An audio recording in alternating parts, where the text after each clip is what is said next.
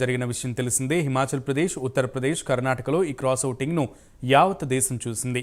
అయితే రాజకీయ నాయకులు ఓ పార్టీ గుర్తుపై గెలిచి తీరా ఆ పార్టీ అభ్యర్థికి ఓటు వేయకుండా ప్రతిపక్ష అభ్యర్థికి ఓటు వేయడం దారుణం. కాంగ్రెస్ పార్టీతో పాటు సమాజ్వాదీ పార్టీలో ఇది స్పష్టంగా కనిపిస్తోంది. పార్టీ విప్ను ధిక్కరించి స్వపక్ష అభ్యర్థిని కాకుండా ప్రతిపక్ష పార్టీ అభ్యర్థి గెలిపించారు. పార్టీ విప్ను ధిక్కరించడమే కాకుండా తమ చర్యను సమర్థించుకుంటున్నారు. ఆత్మసాక్షి ప్రబోధానుసారం తాము ఓటు వేశామని గొప్పగా చెప్పుకుంటున్నారు. దీనికి ప్రధాన కారణం డబ్బు, అధికారమని వేరే చెప్పాల్సిన పనిలేదు. తాజాగా ముగిసిన రాజ్యసభ ఎన్నికల క్రాస్ ఓటింగ్ గురించి మరింత సమాచారం ఇప్పుడు తెలుసుకుందాం.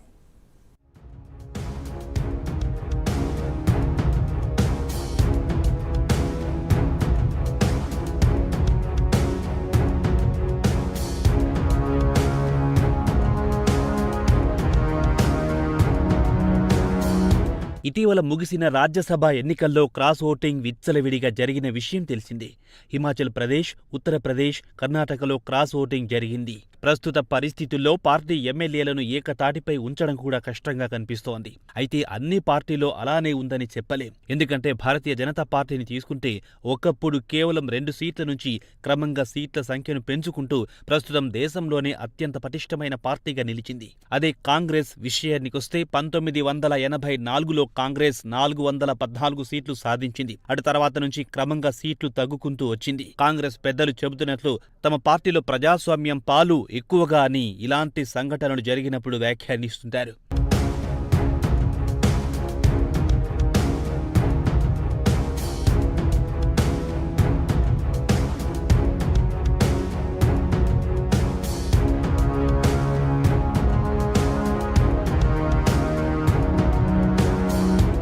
ఇక బీజేపీ విషయానికొస్తే 1980లో కొత్త అవతారమెత్తింది. అంతకుముందు భారతీయ జనసంఘ్ బీజేఎస్గా ఉండేది. ఇదే బీజేఎస్ 1947 నుంచి 1989 వరకు కొన్ని దశాబ్దాల పాటు భారతీయ జనసంఘ్ కొనసాగింది. అయితే ఇదే జనసంఘ్ కలలో కూడా ఊహించి ఉండదు తమ పార్టీ కేంద్రంలో అధికారంలోకొస్తుందని. 1977 నుంచి 1979 వరకు కేవలం 28 నెలల పాటు కేంద్రంలో జనతా పార్టీ సంకీర్ణ ప్రభుత్వంలో చేరింది. కాగా జనతా పార్టీ అయినా జనసంఘ్ అయినా ప్రతి రాజకీయ పార్టీ ప్రధాన లక్ష్యం మాత్రం అధికారమే అనేది కాదనలేని వాస్తవం. కేంద్రంలో 1979లో అధికారం కోల్పోయిన తర్వాత ఇదే జనసంఘ్ నేతలందరూ కలిసికట్టుగా పార్టీ పేరును భారతీయ జనతా పార్టీగా మార్చారు. అయితే ఇక్కడ గుర్తించుకోవాల్సింది వీరిలో ఒక్క నాయకుడు కూడా కాంగ్రెస్ పార్టీలో చేరడం కానీ లేదా సొంత పార్టీ పెట్టిన దాఖలాలు లేవు. దీన్ని బట్టి చూస్తే బీజేపీ నాయకులు సిద్ధాంతాల కోసం ఐకమత్యంగా ఉన్నారని చెప్పడానికి ఇదో మచ్చు తునుకగా చెప్పుకోవచ్చు.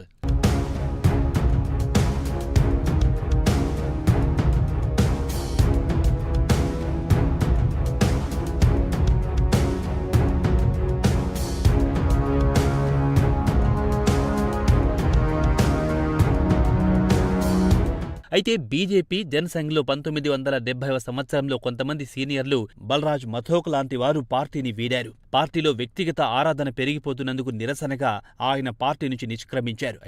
అయితే ఆయన వెంటనే వెళ్లి కాంగ్రెస్ పార్టీలో చేరలేదు. ఇందిరాగాంధీ తన పార్టీలో చేరితే పదవుల ఆశ చూపినా ఆయన మాత్రం లొంగలేదు. ఇక బీజేపీలోని మరికొంతమంది నాయకులు ఉదాహరణకు శంకర్ సింగ్ వాఘేలా, కళ్యాణ్ సింగ్, ఉమాభారతి, బిఎస్ యడ్యూరప్పలు బీజేపీని వీడి సొంత పార్టీని ఏర్పాటు చేసుకున్నారు. ముందుగా కాంగ్రెస్ పార్టీలో చేరి అటు తర్వాత ముఖ్యమంత్రులయ్యారు. ఇదంతా 1996 నాటి సంగతి. ఆ తర్వాత వారు కాంగ్రెస్ ను వీడి తిరిగి బీజేపీలో చేరి ప్రస్తుతం నరేంద్ర మోదీపై ప్రశంసలు గుప్పించారు. కళ్యాణ్ సింగ్, ఉమాభారతి, బిఎస్ యడ్యూరప్ప తిరిగి బీజేపీ గూటికి చేరుకున్నారు.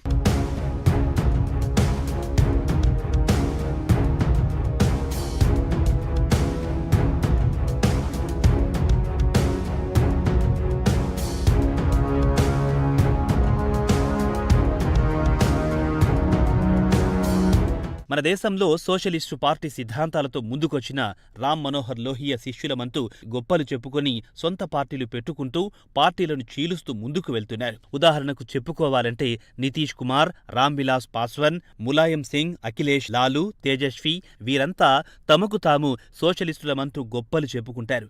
అధికారం ఎక్కడుంటే అక్కడ వాలిపోవడం వీరి నైజం. మన దేశంలో పార్టీలు మారని వారి విషయానికొస్తే బీజేపీ తర్వాత కమ్యూనిస్టులను చెప్పుకోవచ్చు. వీరు అధికారం కోసం కానీ అర్రాలు చాచరని చెప్పుకోవచ్చు. అయితే దేశంలోని కొన్ని ప్రాంతీయ పార్టీలు, వారసత్వ పార్టీలు, ఉదాహరణకు మాయావతికి చెందిన బీఎస్పీ, శివసేన, శరద్ పవార్కు చెందిన ఎన్సీపీ, పంజాబ్లో శిరోమణి అకాలీదళ్కు చెందిన ఎమ్మెల్యేలు అధికారం కోల్పోయిన వెంటనే పార్టీలు మారడం ఇక తరచూ చూస్తున్నాం.